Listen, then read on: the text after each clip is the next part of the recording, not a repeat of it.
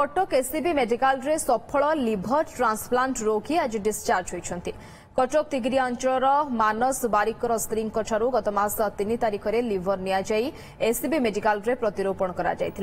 ओडिशा रे यह प्रथम लिभर प्रतिरोपण हैदराबाद स्थित एआईजी हॉस्पिटल सह एससीबी रो एमओयू होई एही ट्रांसप्लांट करा जायथिला।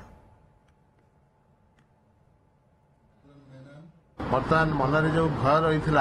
समस्त से भय चलीगला एवं यह रेगुलाली हम एवं निश्चित भाव में आगू आगू कंटिन्यू बहुत पेसेंट अच्छा वर्कअप करा तेरे आम टे बर्तमान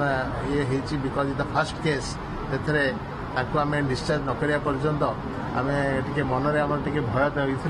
जे काले किसी प्रॉब्लम हम कि बर्तमान आप देखिले आप आखि आगे खूब भल अच्छा सार मत परमिशन कथबार्ता है मो लिभर मो स्त्री राजी होते डोनेट करने डोनेट कलापर एससीबी सब डॉक्टर मैंने लगिकी मत बहुत साहय करी मो लिभर भी डोनेट ऑपरेशन होती। लिभर खराब है सार जो गले मुझे हारास होती मत साहस देते मो स्त्री ठीक अच्छे मुझे लिभर डोनेट कर 30 ରୁ 40 लाख टका खर्च हुए ना मो पाखे एत मुझे तो घर मेडिकल को आसवाई मो पाखे आम्बुलेंस